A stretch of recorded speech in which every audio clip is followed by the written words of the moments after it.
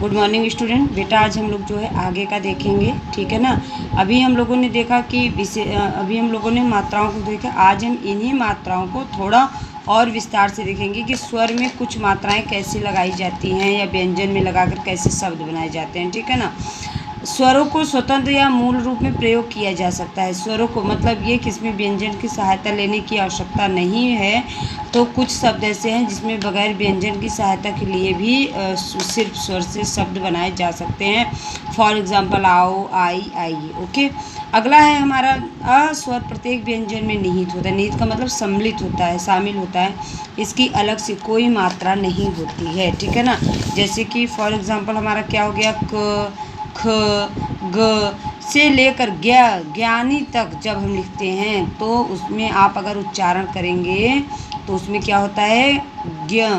तो अ जो है आपका आएगा क, ख, ग। मतलब जब हम उच्चारण करते हैं तो उसमें क्या होता है कि अ लास्ट में उच्चारित होता है, ठीक है। अगला है आपका स्वर रहित व्यंजन दिखाने के लिए हलंत का प्रयोग होता है। इसका सामान्य अर्थ है कि व्यंजन आधा है, राइट। अब जैसे कि अगर हमें लिखने को तो हम लिख सकते हैं, जैसे कि क हमने लिखा लेकिन इसमें हमने हलंत लगा दिया, ठीक है ना। अब हमने हलंत तो लगा दिया लेकिन इसमें क्या है कि हम इसको उच्चारित नहीं कर सकते। इसका मतलब कि ये आधा व्यंजन है, ठीक है ना। लेकिन अगर हमें उच्चारण करना है तो हमें इसमें क लिखना पड़ेगा, जो कि क प्लस अ का उच्चारण करेगा, ठीक है ना।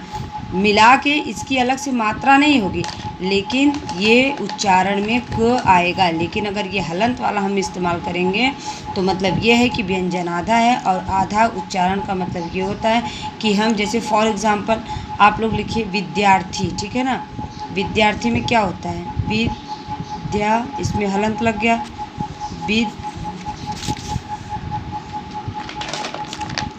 तो इसमें हम लोगों ने क्या लिखा, विद्यार्थी, ठीक है ना। हमने विद्यार्थी लिखा, ठीक है। अब हम लोग क्या करेंगे, इसमें हमने क्या किया, द में हलंत लगा है, विद्यार्थी, विद्यार्थी, तुरंत द आधा ही उच्चारित हो रहा है तब तक ये आ जा रहा है ना। तो ऐसे ही अगर हमने हलंत लगा दिया तो मतलब ये व्यंजन जो है पूरा प्रयोग यहाँ पर नहीं हुआ है, ठीक है ना बेटा। तो इस तरीके से हलंत का प्रयोग जब हम करते हैं तो उसमें स्वर को पूरा लिखने की आवश्यकता नहीं होती है, हलंत लगा देते हैं, ठीक है। तो आप लोग देखिए जो नहीं समझ में आए। अब हम लोग आगे का देखेंगे।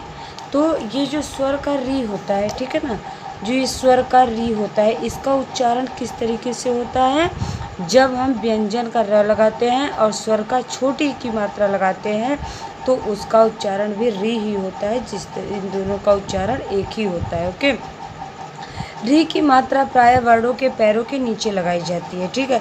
जैसे क्री, ग्री। अब इसमें फॉर एग्जांपल क्या क्या होगा, जैसे कि अब हमने क्री में लगा दिया ना तो अब क हो गया, ठीक, इसका हो गया, इसमें क्या हुआ, कृपा हो गया। फिर ये क्या हो गया, कृपा लिख दिया हमने, ठीक है ना। अब ग है, गृह हो गया, ठीक। उसके बाद घृणा हो गया, ठीक है। इन सब में क्या है, ये ऐसे शब्द है जिसमें कहाँ लगते हैं, री जो है व्यंजन के नीचे लग रहा है, ठीक है ना। उसके बाद कृपालु हो गया। तो ये सब क्या है, ये सब जो है